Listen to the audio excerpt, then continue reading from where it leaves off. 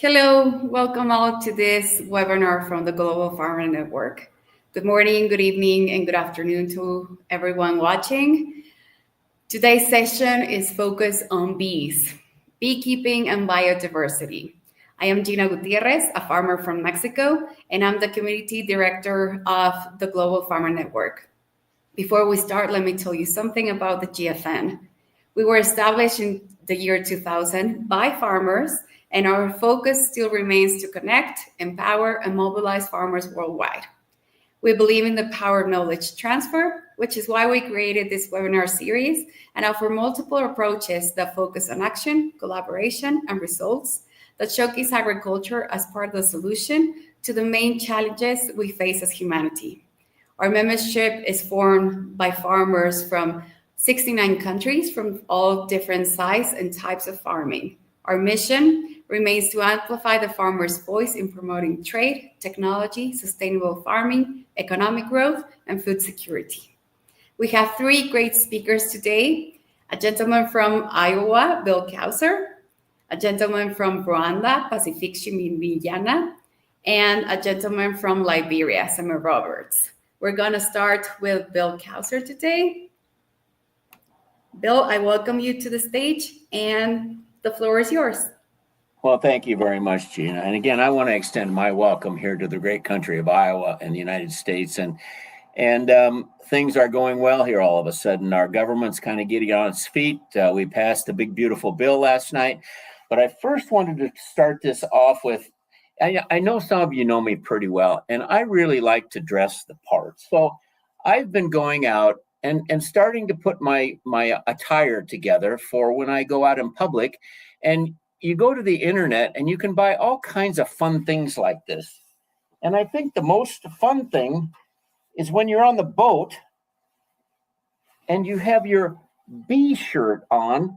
I mean, we're fully dressed now for the occupation that we're in.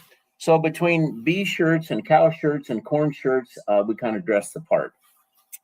But I do want to thank all of you for coming in here. And when we get done speaking, there's a lot of questions. One thing that we've understood here over the past 3 or 4 years that I've been involved in this, because I'm new at this, is that you ask you fill a room with beekeepers and ask them a question, and you're going to get 50 different answers on how it should be done.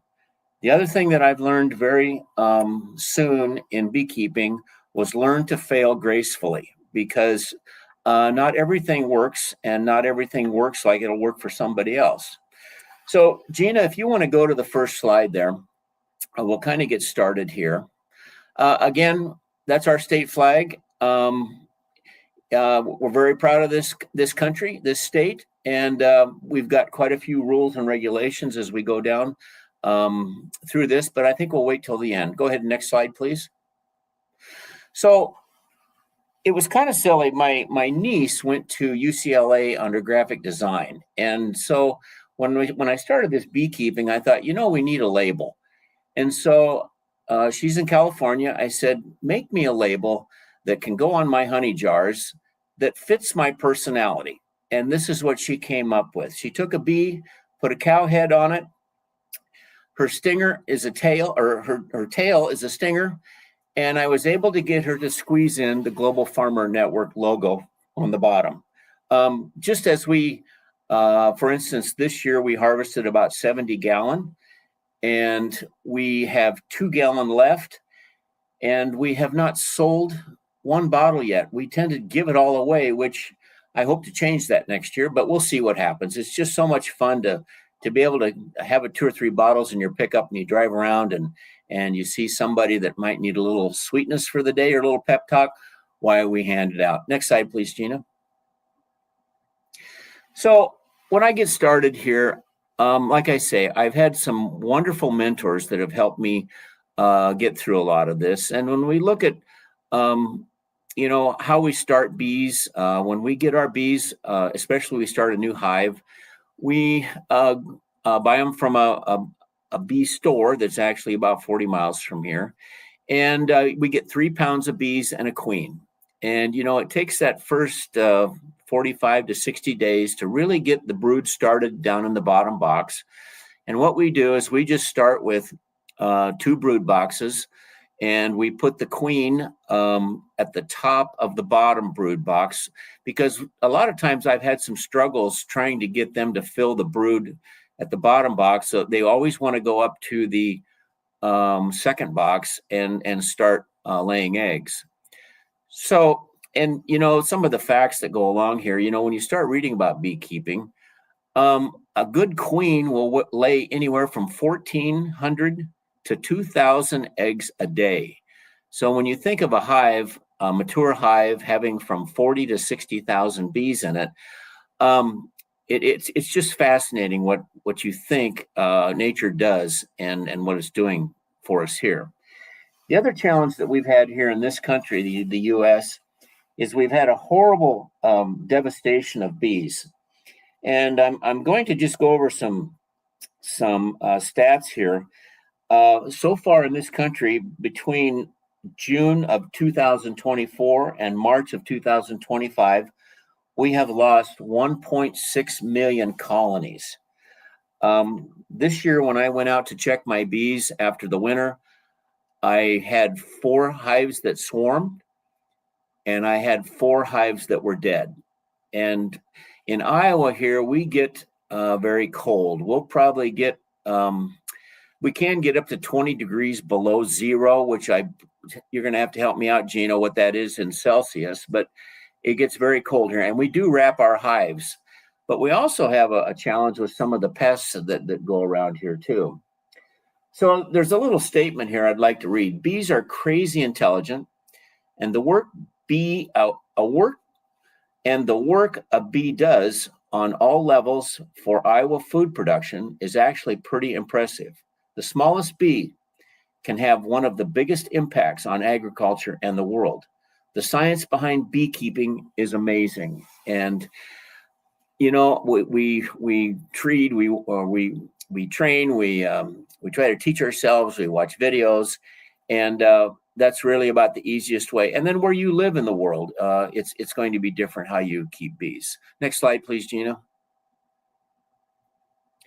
So I want to talk about swarms. I was in a bee class here a while back, and the presenter asked, how many swarms did you catch last year? Well, I happened to run across this one last year. I've only found 1 swarm in my 3 years of beekeeping.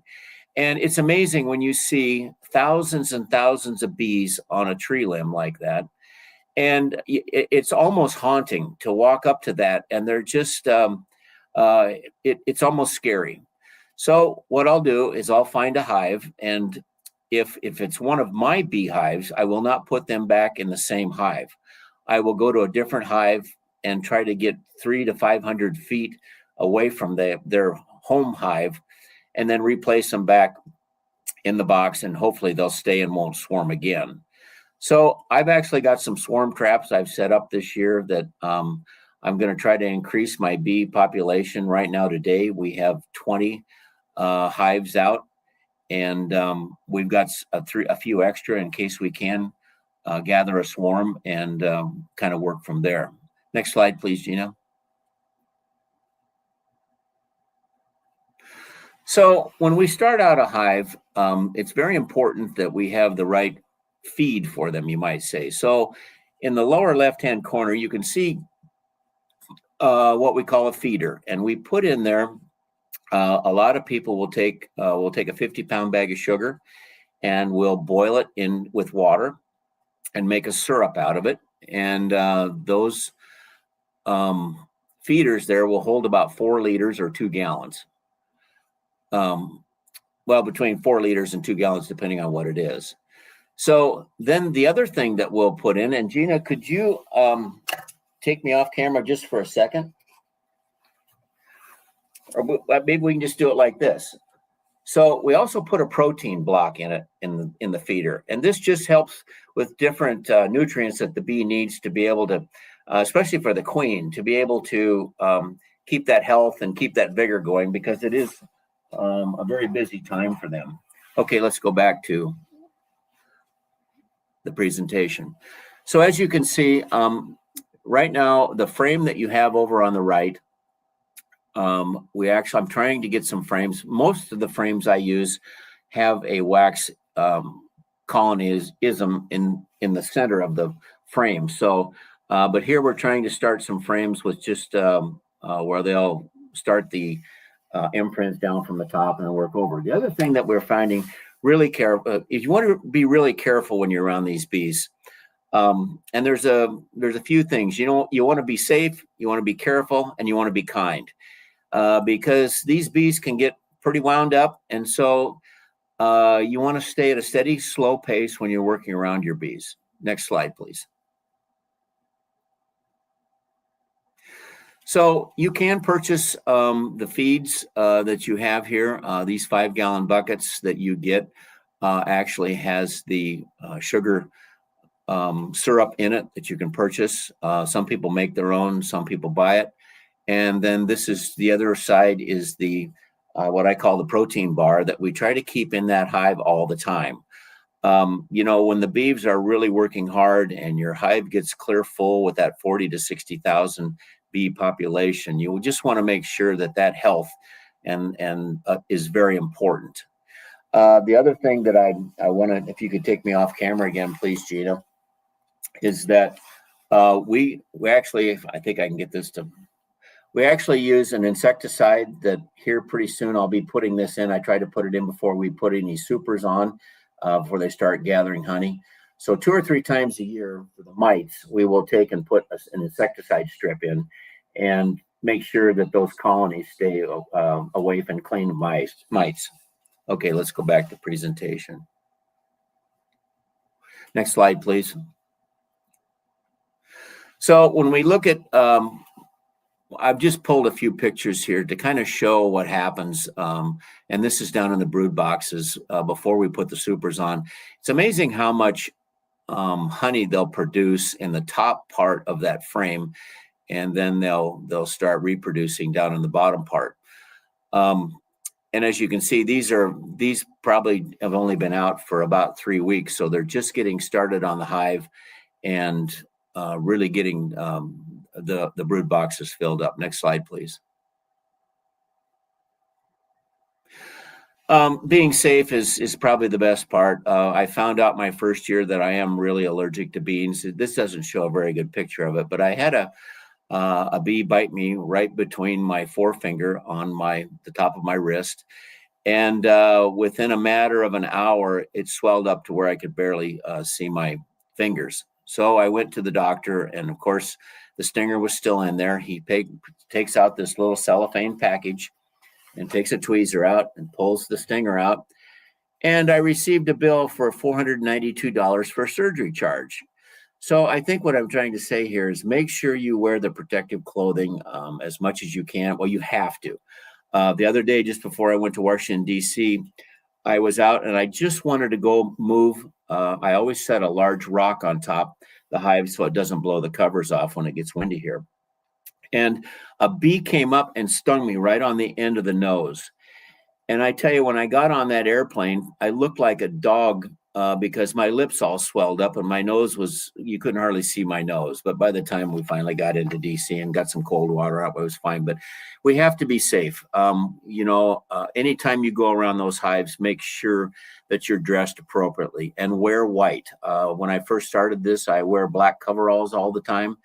And the bees would get really aggressive. And finally, one other beekeeper said, well, get those black trousers off, because they think it's a bear or something to come in and get the hive and open it up. It's just a threat to them. Next slide, please.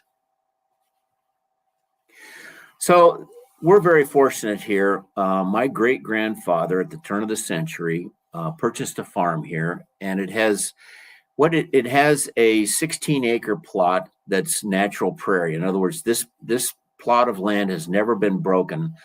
And I just feel so fortunate to have something like that. When you look at the natural flowers and that come up and the grasses that are in here, Iowa State University has 40 of these sites around the state. And this is the #1 site in the state of Iowa as far as the different hybrids and varieties of flowers and grasses. And so back in the 20s and 30s, my great grandfather would harvest this and put up wild horse hay to feed the draft horses, because back then that was their tractor. The bridge washed out in the late 30s, and then during the Depression, my great grandfather lost this farm. So my grandpa was born there, and my dad was born there. And about 20 years ago, I had the opportunity to purchase this farm back and get it back in our family name. And so the bridge had washed out, like I say, in the late 30s, and it hadn't been touched for almost 100 years. So my brother and my sons, we went and found two flatbed semi trailers and put them across, made a bridge, and now we have access to this. And we have people from all over the state and all over the world come and look at this natural prairie when we get there. And so we have a real opportunity. We've got about 22 hives in here. Iowa State says I can put about 50 hives in here, but I just that's really a lot of work when you think about it. But it just seems like every month the native prairie is changing. We also have what we call pollinator plots here to get the monarch butterflies back. And so they're also in bloom too. Next slide, please. Just a few more pictures of the different varieties that we work with on that natural prairie, and some of the flowers here that are around our home that come out. And we've got two hives here at our house. It's just so relaxing, and I guess I can go out there for 10 or 15 minutes and I come back, and it's just a very soothing way to get your mental stamina back down to normal. Next slide, please. So as you can see, right now, I really enjoy giving honey away. I know it's not a very good investment that way, but I tell you what, the friends that you can make and the smiles you can put on people's faces. And I just wanted to show some of the different types of containers that you can purchase. And I know we're saving, like syrup bottles that you might buy maple syrup in. Save that bottle, scrape the labels off, and design your own label. I can print these off with my own printer, and it's just really fun to find out all the different kinds of packaging that you can do. Next slide, please.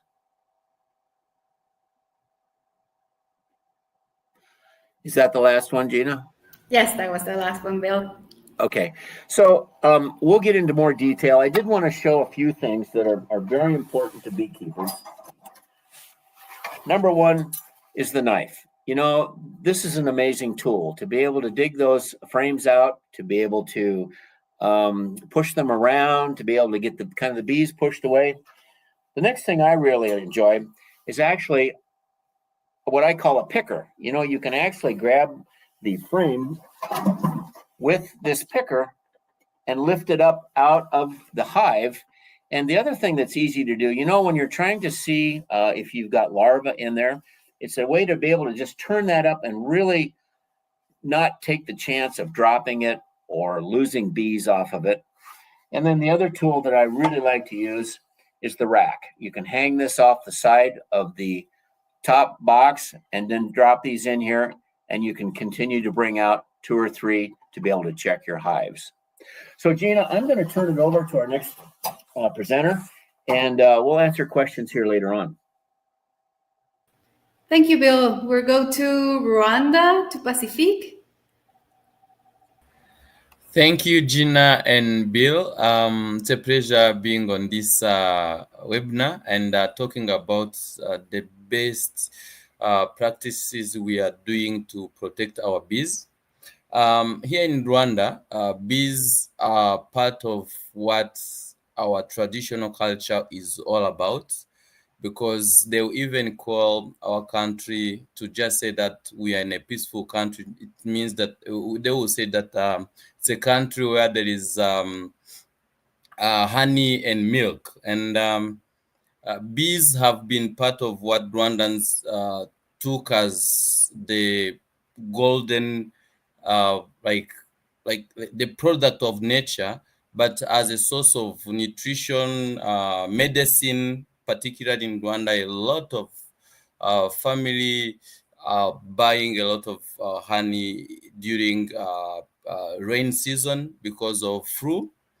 and it's a natural remedy. People just make some concoction. You hear a lot of mothers in Africa saying that, oh, your child has flu. You should go around, look for some natural honey. So again, as a farmer myself, like I said, Pacific, I'm just a young farmer who just took the decision to not follow the like usual way of people who have education, and I selected to become a farmer. And when I was starting my farming journey in 2015, beekeeping became part of the early activities I started with, particularly because it's an easy sector of agriculture where young people who don't have land, who don't have a lot of resources can venture in, particularly when they use public places. Like, in Africa, we have some forests that are run by the government. You have young people forming small cooperative, women forming cooperative and starting some beekeeping activities.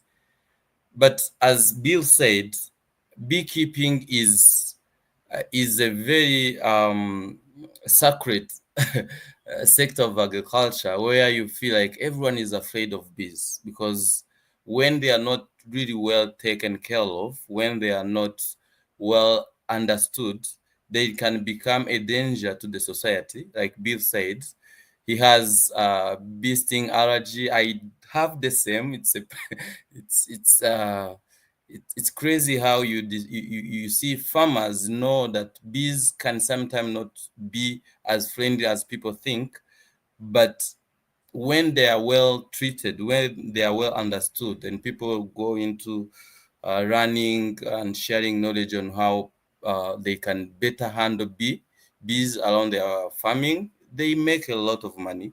Because if you look in Rwanda, we are selling now 1 liter at around $9. That's almost 12,000 Rwandan francs at the premium market. But at the local market, you sell it at $8. And you realize that there is always insufficient quantity of bees. And people are asking themselves why.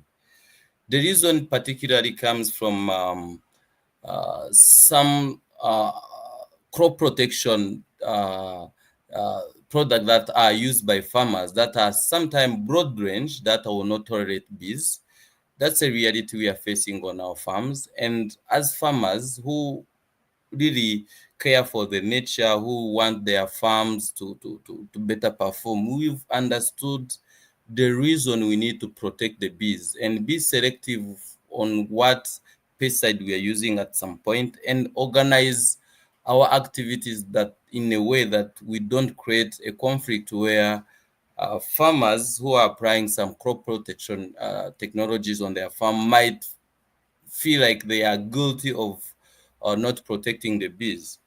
But in our situation in Rwanda, we've been really mobilizing, organizing local farmers on how they can work together with beekeepers like ourselves, because we do run commercial avocado farming where we need bee for pollination. And if they are not protected, other fruit trees will have problems, and we might have challenges as a society, as a country, even as a region. So that's where I'm really interested in having this conversation shared between farmers organization, farmers union, so that farmers can share knowledge. Farmers can be able to say, this is the best way we can protect our environment. We can protect our pollinators. So, and I'm very thankful to the government of Rwanda that had us as farmers who are claiming that we need to also provide alternative technologies for crop protection, where Rwanda now is running trials on maize varieties that will not need to spray against for armyworm, which is a huge problem for us in East Africa. And there is a new project on Irish potato that does not require fungicide that have been not really working well with big population in our northern province where there is a huge production of Irish potato. So I think this kind of collaboration and farmers getting out speaking about the challenges we are facing so that we can know Bill is doing this way in America, Seme is doing this way in West Africa, and we can keep exchanging information that are helping us to protect the bees. So thanks, and I'm really happy to share a number of tips for any Rwandan young people who are interested in starting beekeeping. Thank you, Gina. Thank you, Pacific. So important knowledge transfer, which is core to the Global Farmer Network. We'll come right back to you, but a reminder that you can post your questions in the chat section and also Facebook and YouTube. We're both monitoring those channels. We'll go to Semen now. Okay. The floor is yours, Gina. Thank you, Gina, and thank you, Pacific. Thank you, Bill, and thank to the Global Farmer Network to have me online to provide my side of beekeeping so that all of us can now move on to see how we can protect the universe. I remember in 2019, I was admitted to Global Farmer Network as a member, and there was several invitations to go and be part of the roundtable, but due to challenges, I've not been able to see equally interesting. But I'm happy that indeed I'm always updated with information online and so forth. Okay, why did we go into beekeeping? We went into beekeeping because we are working with a number of farmers. Now we are having 700 farmers who are really engaging into farm activities. And understanding that indeed farmers are part of the drivers to create problem for our biodiversity, we thought that indeed providing training was necessary. So we first want to tell our farmers the importance of honeybee, what they do for us in terms of pollination, in terms of protecting the biodiversity, ensuring that indeed biodiversity is good health, ensuring that indeed we have food security and so forth. So yes, we provided those information to our farmers so that they will be able to protect the bee. And I remember when I went to a community that indeed we were trying to enter to train the farmers, I saw a group with honey. And then I wanted to know how did they get the honey. And they were able to tell me the two discouraging way that they use to harvest honey. They have to kill the bees before they can get the honey. Then this is really a bad practice. So that's why we train them to know the importance of honey, the bees rather, to know the importance of bee, and then we train them. So we also train, told them that indeed you can get important, benefit from honey in terms of money, in terms of selling the bee product like the byproduct, bee wax and so forth. So they got all our understanding. But at the moment we are doing 700 beehives. We train about 120 farmers so that they can do the right thing. To do the right thing, to be able to harvest good honey and be able to sell. At the moment, we have a very good market in Liberia. This group called, there's a group called, what is the name of the group? There's a group called, I will call it name, sorry, I just forgot the name. But now, they are buying honey, universal outreach, they are buying honey from Liberian, honey producers and so forth. So we want to be thankful to the group who gave us the support that they call them White Hunger is a German-based institution, but it's in Liberia. And then they want to say thank you to BMs there, and we want to say thank you to Medical Foundation, who also gave us the support to train the honey. They train the farmers. Quite frankly, honey beekeeping is very lucrative in terms of protecting our universe, in terms of ensuring that indeed they do the pollination. Like if there was no bee around, the oranges I would consume today, you will not have a sweet and so forth. So it's because of the pollination. So the honeybees got a lot of benefits when it comes to protecting them. They will keep killing them. I mean, fruit that will protect. I mean, that will produce today. We do have the taste that we have today. In fact, when it comes to yield, there will be very minimal yield, but because of honeybee pollination, we got a very good yield from this. So what we told them the importance of the queen, the bee cycle, the importance of the queen. Why is it? Therefore, we also told them bee worker. The worker is there to go around to pollinate and so forth. And we told them the importance of drone. The drone is there to mate with the queen, and after the mating, the drone will definitely disappear, will die. So we also told them a lot of stuff that indeed I did not come to share, but maybe subsequent program or say maybe a webinar will definitely share that. Thank you very much. Thank you, Gina. Yeah, Gina, I just spoke about the importance of the bee market in Liberia. There are a lot of actors who into the bee market in Liberia. Like a universal outreach organization is also buying honey in Liberia. And there are a lot of things that are ongoing in Liberia in terms of bee. It's new, but we have about 1,300 beekeepers now in Liberia, and we are adding to that. Thank you.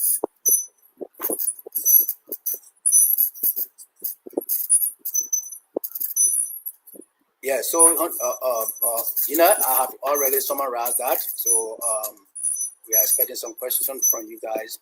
Yes. Thank you, Seme.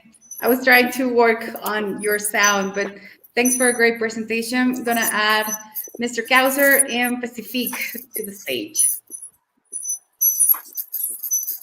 Thank you, guys. I see I have one question here posted, and it says, where people purchase protein bars? And we have 2 or 3 different companies in the States here. I think MANN is one, MANN, that you can go there and purchase the protein bars. Also, we're very fortunate. I have a store about 30 miles from my home here that I can actually drive and pick these things up, so it saves on shipping.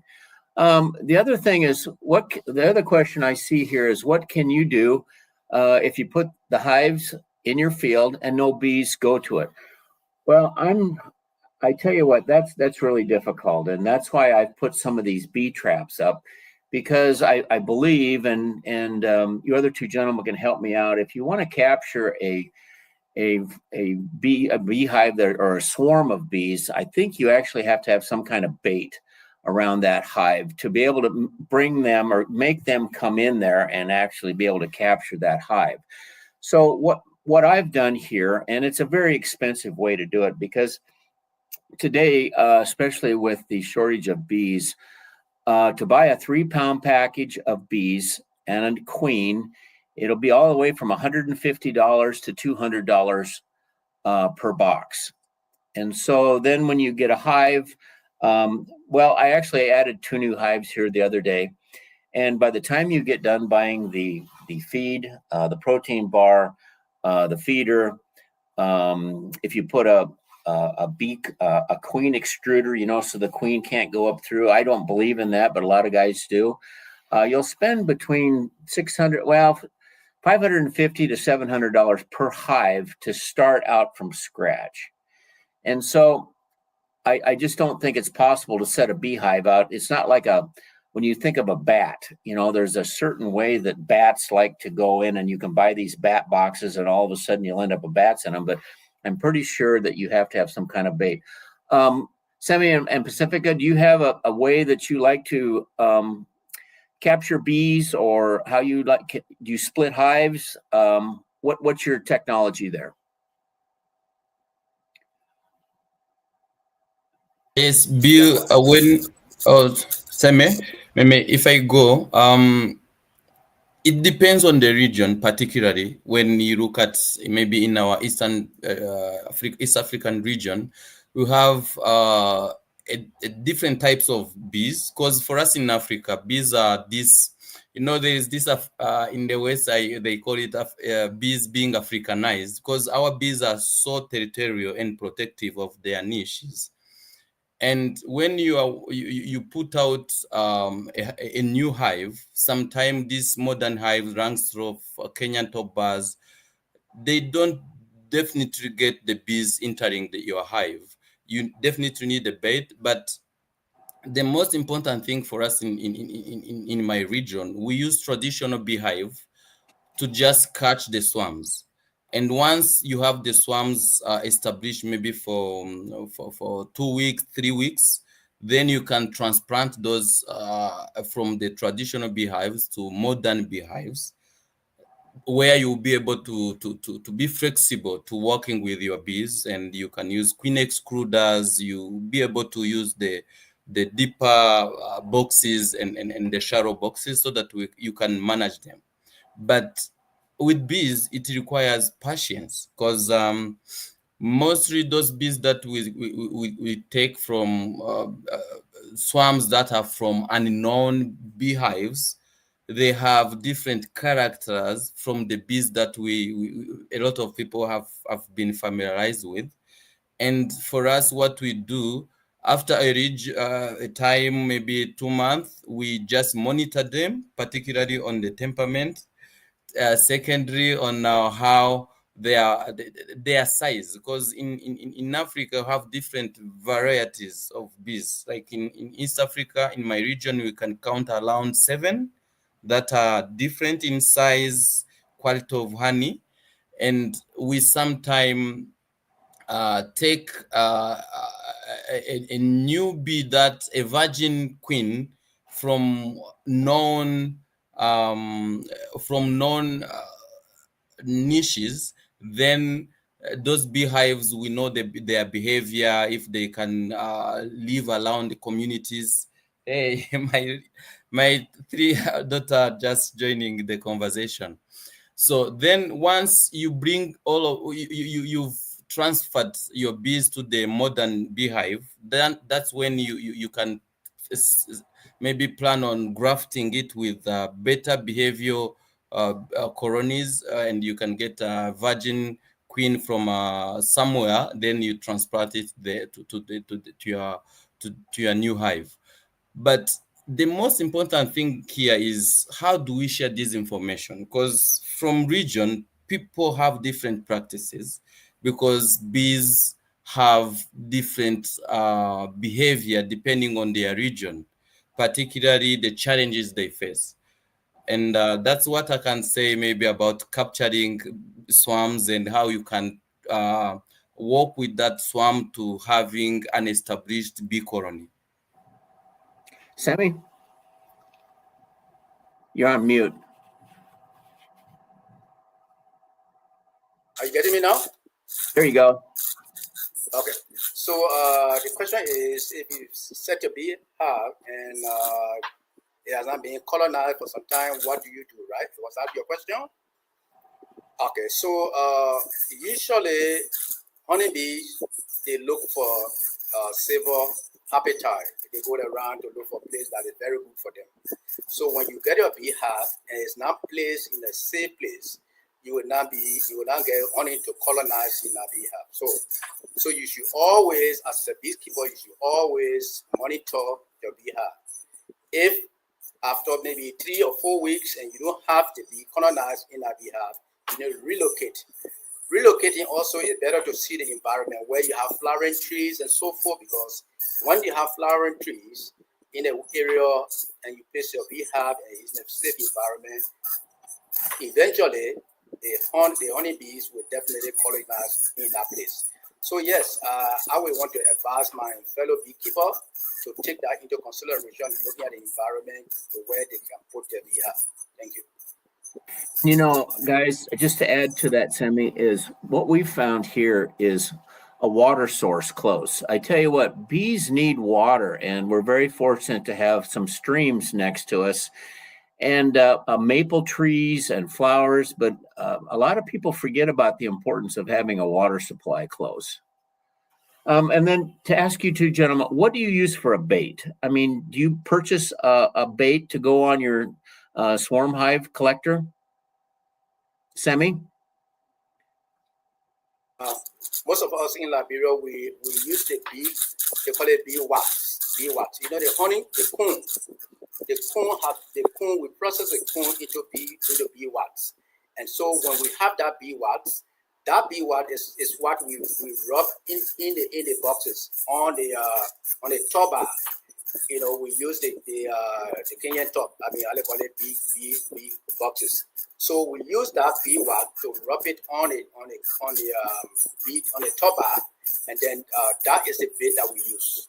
Like I heard from you, Bill, about the sugar, and it's very, very strange. I mean, I'm happy that indeed you guys use different methods in terms of the bait, but for us we use bee wax. And if it comes to water, where you don't have water at all, you know, when we taste the bee hard, we put stem on it. We use local wood to put stem on it. And when we put it down, we provide a container where we put water in the container where the stem will be. We put the stem in that water for ants not to attack, because when the ants get in that water, it will not climb to the honey, to the bees.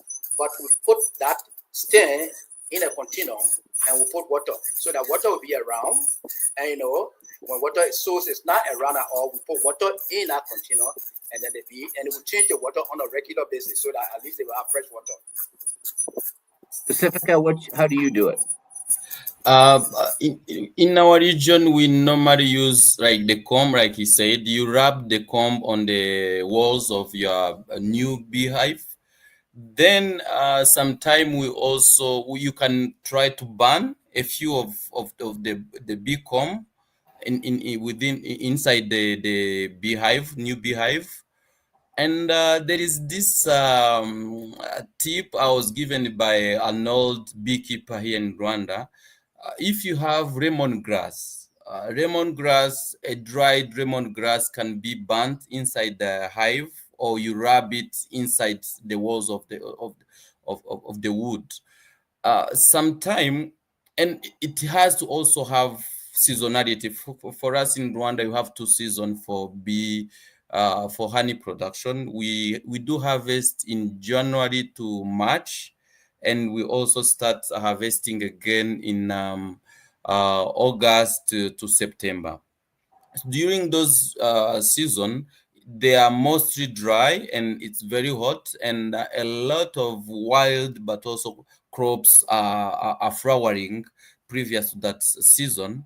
Then when we calculate some season on and we know that this is the time for capturing swarms, and this is the types of maybe baiting system you can use.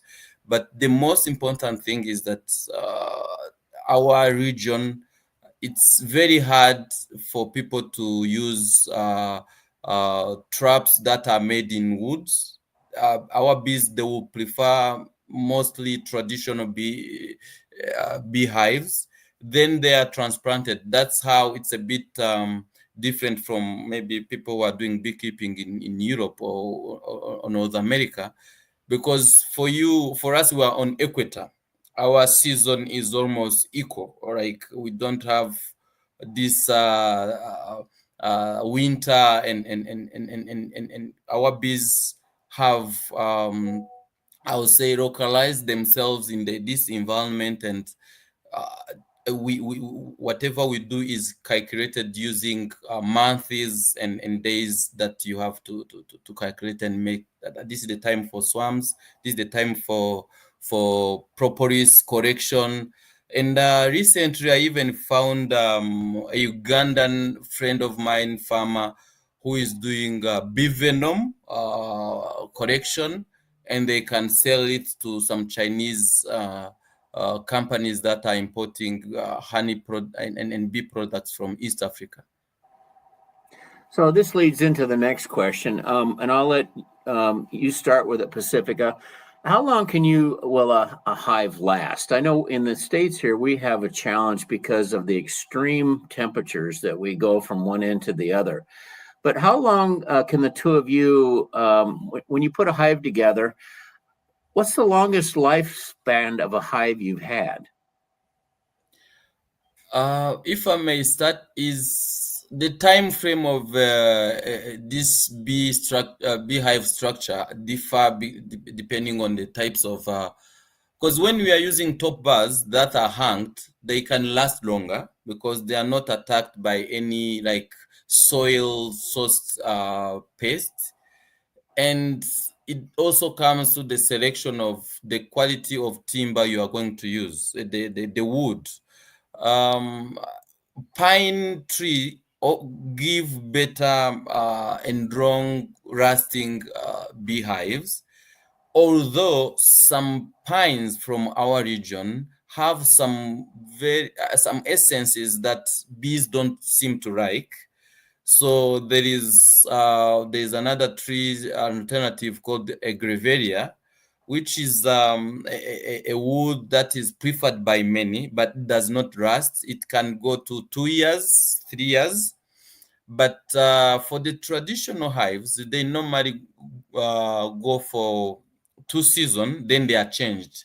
That's where we have two types of beekeeping being practiced in our region. We have those that are using traditional beehives, and there are many, not controlled, and sometimes they work around reserved park, like national parks, and they are smallholders. They are operating maybe 10, 20 traditional beehives. Then you have us who are in the commercial part of beekeeping, who are using Rangstroth and top bars. You realize that we have beehives that will seem to last longer than the rest of the beekeepers, and our beehives can last maybe for 4 years. The oldest I have is 5 years, but I need to change it this year at the end of the year, because when you keep old hives, you tend to have accumulation of some diseases, because as you understand, we work in an environment where we select our bees, and each farmer has groomed the genetics that are very good for him or her, and it might depend from region to another region. Semi, how do you work your hives? As far as how long they'll last. You got me right. So like Pacific said, for us in Liberia, we have a very good quality of wood, because the initial investment involved for people is huge. It's between $45 to $100 to have one beehive. So we use a very quality wood, and that beehive will go for about maybe 5 years or so. But regularly we clean the beehive to ensure that indeed it lasts for long. Besides that, when we place the beehive into where we want to place it, we actually put zinc on top of it. We put zinc on top of it so that it will be protected for heavy downpour or rain and so forth. So the honeybees in there will not be disturbed when it comes to rain and so forth. So we place a piece of zinc on top of it. That also protective to last long. Yeah. So the question here from the Netherlands is, what are the enemies of bees in your country? Well, I tell you what, the enemy in the United States is the sprayer, the insecticides. I mean, we have many different seed crops here, like seed corn, seed beans. They have a very heavy insecticide program throughout the summer because it's such a high value crop. So in our country, we register all our bees so that when a commercial sprayer comes in, they by law have to notify you, because you're a beekeeper, that they're going to spray a field within 1 or 2 miles. That way we can either cover them up or whatever it needs to be. And I see the person from the Netherlands, they have a specific type of bird that seems to be a real predator. What are the challenges with you two guys? Semi, you go first. Yes, actually, the predator include ants. And so to protect against ants climbing into the beehive, that's what I said. We use a container where we place the bee. I mean the bag, the box where we place it. It has four layers actually. So we find 4 containers and then stand the bag in the 4 containers and put water in there. So for the creeping ants, they don't usually go closer to the stand to climb up there. So as they try to move, they die in the water and then they maybe die. So that's how we protect it. We also encourage and let the farmers to know that indeed don't spray along the honeybee on the box, because these are the these are the chemicals that can destroy the bee. So we educate the people, and yes, that's what we do actually. Yeah, yes. I think it's similar to what Seme does, and I think the biggest challenge we have is the sprayer for every beekeeper, and the anecdote there is that we are the farmers. We have the crops. In my case, I'm an avocado farmer, and on my plantation, I'm required to apply some pesticides, some insecticide that at some point might not be very good for bees. So the way we've been able to manage this is that we take some precautions. We don't take the beehives directly to those plantations we will need to spray regularly, so that we have a small buffer zone. And we've over time realized some crops that offer better buffer zone, like bananas, because banana themselves, they'll be flowering, producing a lot of nectar for the bees, but also they are, like in our region, 100% grown organically, because there's no big challenge that is requiring people to spray insecticide in the bananas. Then we also have this way of interacting with neighboring farmers. Everyone can understand that we are in Rwanda, with 70% of the population is doing agriculture. It's a smallholder dominated industry. So you have 2-acre, 3-acre farm, and there is no coordination. Someone is producing Irish potato next to your plantation, and you need to keep bees, and that person also need to protect the potatoes. So the only way that I've seen this can work, and I see someone on the chat was asking, how can farmer in Rwanda promote biodiversity to increase farm yields?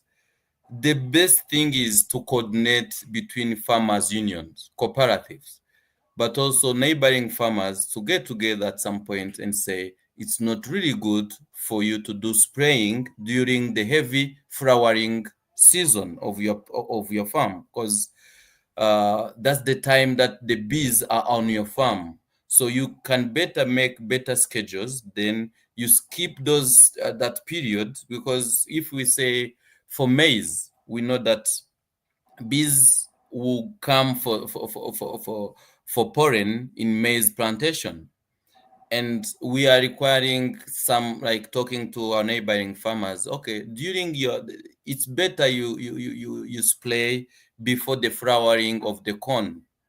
Then that's how we've been managing this challenge of insecticide, and it's something that people also need to take fairly, because for the production of crops, it's highly needed.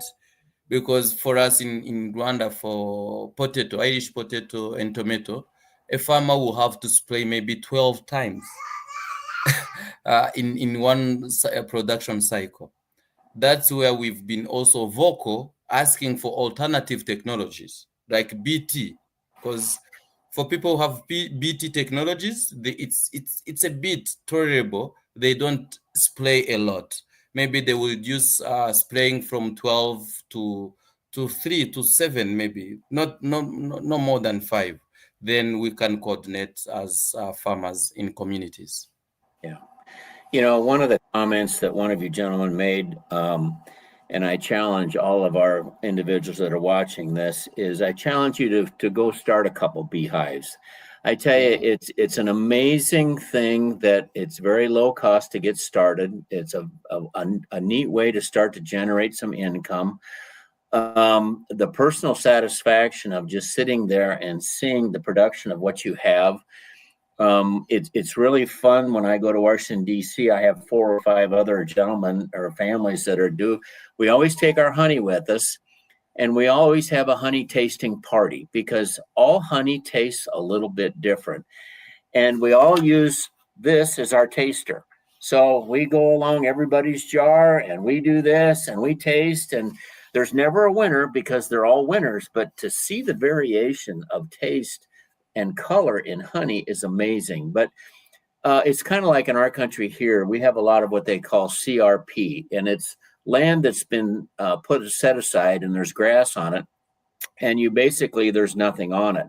And we're trying to get our government to be able to, for us to be able to graze it. And for a family to start with 4 or 5 cows, no different than a beekeeper to start with 2 or 3 hives and become a farmer. It's the satisfaction is amazing. Do we have any other, I see we've been given a 5-minute comment period. Semi, anything that you would like to add to this that we might have missed, or that the beekeepers or the wannabe beekeepers might want to hear from you? Yes, quite frankly, I want to send out some encouraging words to encourage all of our farmers or whosoever that beekeeping is very amazing. It's very, very, very lucrative. So I encourage all those watching, those who are not watching, if you have a family, we encourage you to get involved into beekeeping.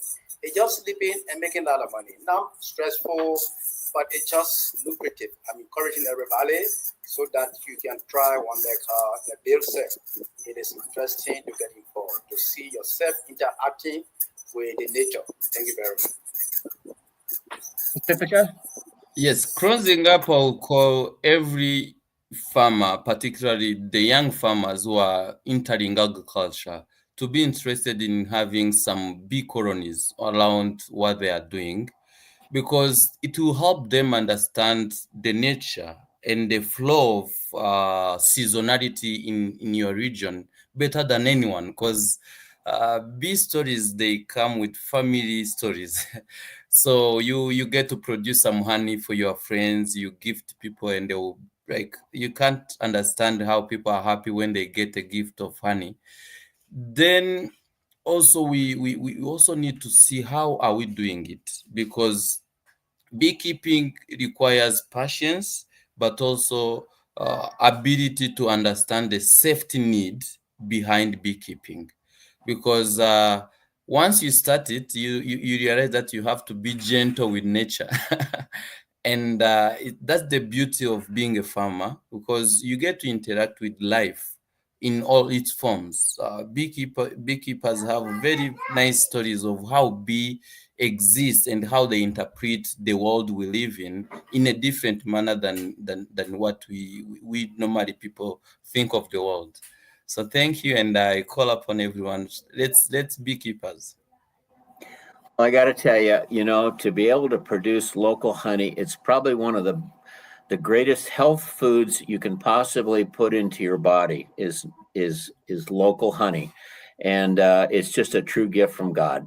So, Gina, I'm going to turn this back over to you, and thank you for the opportunity to be able to talk to our GFN members, and let's everybody start beekeeping, because I would bring the shirts and actually give them away, I think, so everybody could be a beekeeper. Everyone. I know, Bill. Thank you so much to the 3 of you. Thank you for sharing your own stories, perspectives, tips, and tricks to help others. And now that we have been challenged, I bet there will be more honey keepers in many, many parts of the globe. Thank you so much to everyone that attended live. And if you're watching on demand, please visit globalfarmernetwork.org for more information about global farmers. Thank you very much. See you the next time. Thank you, guys.